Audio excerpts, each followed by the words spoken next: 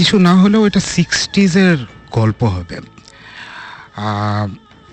আমার বাবা তখন ইয়েতে একটা জার্মান কোম্পানিতে কাজ করতেন, ওটার নাম ছিল হচ্ছে গিয়ে ডিম্যাগ, এবং তারা পারাদ্বীপ পোর্ট, যেটা ইন্ডিয়ার উড়িষ্যাতে একখানা মোহনার পাশে একদম আপনার ইয়েতে যেটা সমুদ্রের ওখানে, তারা একটা স্টিল প্ল্যান্ট ওখানে কনস্ট্রাক্ট করতে যায় আর কি। তো ফিজিবিলিটি রিপোর্ট টিপোর্টে এইসব জিনিসপত্রগুলো আমার বাবা তৈরি করছিলেন, তাই জন্য ওনার ওখানেই থাকতে হতো।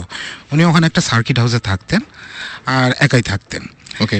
তো এরকম একদিন হঠাৎ উনি ওনার যে খাস বেয়ারা থাকে তার থেকে শুনলেন যে মোহনার পাশে একটা গ্রামে নাকি খুব সুন্দর ইলিশ মাছ উঠেছে। তো ইলিশ মাছের লোভ সামলাতে পারলো না আমার বাবা, আমিও লোভী, উনিও লোভী ছিলেন। হ্যাঁ, আমরা খেতে খুব ভালোবাসি আর কি সবাই। তো লোভ না সামলাতে পেরে এবং উড়িষ্যায় অনেকদিন ইলিশ মাছ পায় না বলে উনি চলে গেলেন গ্রামের দিকে। সাথে সবসময় উনি ওনার একখানা .32 একটা রিভলভার রাখতেন। ইট ওয়াজ আপনার একটা কনস্টেবলের edition of Smith and Wesson I think. So he use to always keep it with him. Torch রাখতেন এবং এগুলো নিয়ে উনি দিলেন হাঁটা। তো হাঁটতে হাঁটতে সবাই খালি, গ্রামে যদি আপনি কাউকে জিজ্ঞেস করেন যে ভাই এটা কত দূর, এই তো নাক বরাবর চলে যান, সামনে একটু সামনে। হ্যাঁ, এবং অনেক ডিস্টেন্স উনি কভার করে ফেলেন, এবং অনেক ডিস্টেন্স কভার করার পরে ওই যে নুলিয়াদের যে গ্রামটা ছিল সেই গ্রামটাতে উনি চলেও যান, এবং ওইখান থেকে দুটা বিশাল বিশাল সাইজের ফ্রেশ ইলিশ মাছ একদম মোহনাতে ধরা, হ্যাঁ, নিয়ে খুব খুশি মনে উনি চলে আসছেন আর কি। ঠিক এই সময় যেটা হয়, উনি জিজ্ঞেস করেন যে ভাই কোনো শর্টকাট আছে নাকি, মানে যেই ঘুরায় ঘুরায় আসলাম রে ভাই, মানে একটু শর্টকাট যদি পৌঁছে যাওয়া যায় ফেরার সময় তাহলে একটু বেটার হয়। প্রায় তো এখন দুপুর হয়ে গেছে, কিছুক্ষণ পর বিকাল হবে। বলে স্যার আপনি তো শুধু শুধু এত ঘুরে ঘুরে আসছেন, এটা একটা সোজা রাস্তা আছে বিচের ওপর দিক দিয়ে। বলে ওকে ফাইন। তো আমার বাবা বিচের ওপর দিক দিয়ে দুইটা ইলিশ মাছ কাঁধে নিয়ে হাঁটতে শুরু করলেন আর কি। তো যাচ্ছেন কিছুটা দূর গিয়ে হঠাৎ দেখে যে এক মহিলা বিচের ওপরে দাঁড়ানো। মহিলার পরনে কিছু নাই, লম্বা চুল, ভীষণ সুন্দরী, এবং সেই মহিলা হাতটা বার করে দিলেন সামনে এরকম করে যে আমাকে ইলিশ মাছ দে। ওকে। কিন্তু কিচ্ছু বলছে না। আমার বাবা মনে করে যে এটা নিশ্চয়ই কোনো একটা পাগলি ঠাগলি কিছু একটা হবে, এই সর এখান থেকে সর। সে সরে না, সে সাথে সাথে আসে এবং মাঝে মধ্যেই হাত বাড়ায় দিতেছে যে এই ইলিশ মাছটা তার চাই, এই ইলিশ মাছটা চাই। এবং আমার বাবা একটু স্পিড বাড়ায় দেন।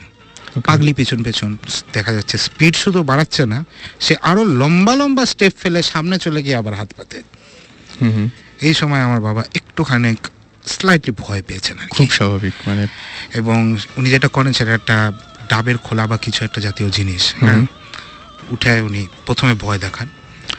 ভয়ের সিনারি নাই, ছুঁড়ে মারে, এবং that goes through and through her, মানে এপার থেকে ওপার, মানে একদম ডাবের খোলা ঢুকলো এবং শাট করে ওখান থেকে বেরোলো। জাস্ট মনে হচ্ছে একটা মানে ছায়া, সেই ছায়ার এপাশ থেকে ওপাশে চলে গেল। কিন্তু একদম যেটা মনে হচ্ছে যে ইট ইজ আ প্রপার, নাকি মানে একদম প্রপার ফিগার আর কি। এইবার তো বাবা বেশ ভয় পেয়েছেন। উনি স্পিড শুধু বাড়াননি, এবার উনি দৌড়াচ্ছেন। এই যে প্রেতনি, সেও দৌড়াতে দৌড়াতে সামনে চলে এসে বারবার হাত পাতে, ইলিশ মাছ তার চাই। আমার বাবা এবার একটুখানি নাচ্ছর বান্ধা হয়েছে, ইলিশ মাছ আমি দিব না। সে একবার ফায়ারও করেছে, কিচ্ছু হয়নি তাতে। সে দৌড়াচ্ছে ইলিশ মাছ নিয়ে, এবং দৌড়াতে দৌড়াতে সার্কিট হাউসের পাশে একটা বন বিবির মন্দির ছিল। বন বিবি হচ্ছে গিয়ে একটা ভিলেজ ডেটি, স্পেশালি এটা সুন্দরবনের দিকে এবং আরও যেখানে বন আছে, ইউজুয়ালি ফরেস্ট আছে, সেখানে সবাই বন বিবিকে প্রে করে আর কি। তো বন বিবির একটা মন্দির ছিল, এবং ওখানে যে প্রিস্ট ছিল, সে প্রিস্টের সাথে আমার বাবার একটুখানি চেনা জানা হয়ে গেছিল আর কি। তো সে সার্কিট হাউসের দিকে না দৌড়ে সে মন্দিরের দিকে দৌড়ানো শুরু করে, বন বিবির মন্দিরের দিকে। এবং দৌড়াতে দৌড়াতে সে চিৎকার করতে শুরু করে, প্রিস্টকে ডাকে যে এই আমার পিছনে কিছু একটা পড়েছে, হ্যাঁ আসেন, আমার পিছনে কিছু একটা পড়েছেন, বাঁচান। প্রিস্ট আবার ওখান থেকে ইনস্ট্রাকশন দেয় যে দেখেন সামনে একখানা বড় একটা গাড্ডা আছে, গাড্ডার উপর দিক দিয়ে লাফ দেবেন, আপনার কাছে কিছু কয়েন থাকলে ওটার মধ্যে ফালাই দিবেন, হ্যাঁ, দিয়ে আর তাকাবেন না ওইদিকে, হ্যাঁ আপনি হাঁটা দিবেন, আমি আসতেছি। তো আমার বাবা লাফ দেয় গাড্ডার উপরে, কয়েনও ফেলে, ইলিশ মাছ ফেলে না এখনো পর্যন্ত, ইলিশ মাছ ছাড়েনি। ওকে। হ্যাঁ, একেই বলে হচ্ছে গিয়ে মাছে ভাতে বাঙালি, আমি ইলিশ মাছ ছাড়বো না আমার। এবং সে লাফ দিয়ে ওখানে ঘুরে যায়। তারপরে সে টার্ন করে দেখে যে প্রিস্টটা খুব উঁচু স্বরে, হ্যাঁ, মহিলাকে বলছে, মানে উড়িয়া ভাষায় ইনফ্যাক্ট, যে তুমি যাও এখান থেকে, কেন এখানে পেছনে পড়েছো, যাও, চলে যাও এখান থেকে, দিয়ে দিয়েছে তো, যাও। তারপরে দেখা যায় যে মহিলা চলে যায়। আচ্ছা। তারপরে প্রিস্ট বলে যে দেখুন, এটা খুব একটা প্যাথেটিক স্টোরি, 100 বছর আগেকার ঘটনা, যখন নীল চাষ হতো এই এলাকাতে। এক নীল সাহেব বেসিক্যালি এই জমিদারের মেয়ে তাকে উঠিয়ে নিয়ে গেছিল।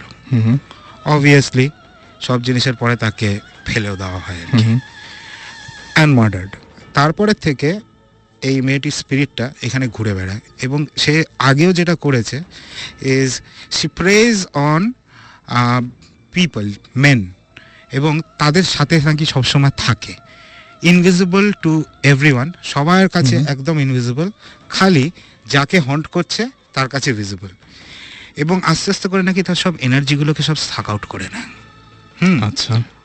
আস্তে আস্তে করে করে, এবং মানুষ মনে করে যে লোকটার মাথা খারাপ হয়ে গেছে, পাগল, হ্যাঁ, সবাই তাকে পাগল খানার মধ্যে ফেলে দেয়।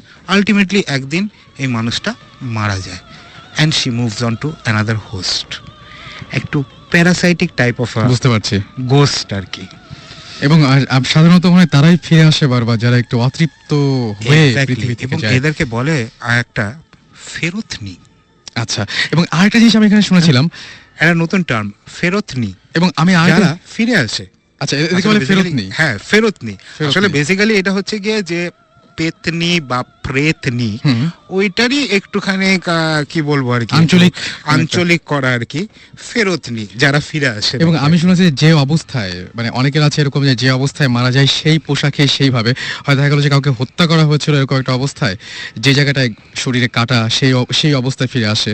অনেকে আবার নাকি এরকম শুনেছি যে দেখা যায় যে অন্য কোনোভাবে আসে, বা যার যেটা অভাব ছিল বা অতৃপ্ত ছিল, দেখা গেল যে কেউ ইলিশ মাছ না খেতে পেয়ে মারা গেছে, হাতে একটা ইলিশ নিয়ে ঘুরে বেড়াচ্ছে, এরকমও হয় আমি শুনেছি যে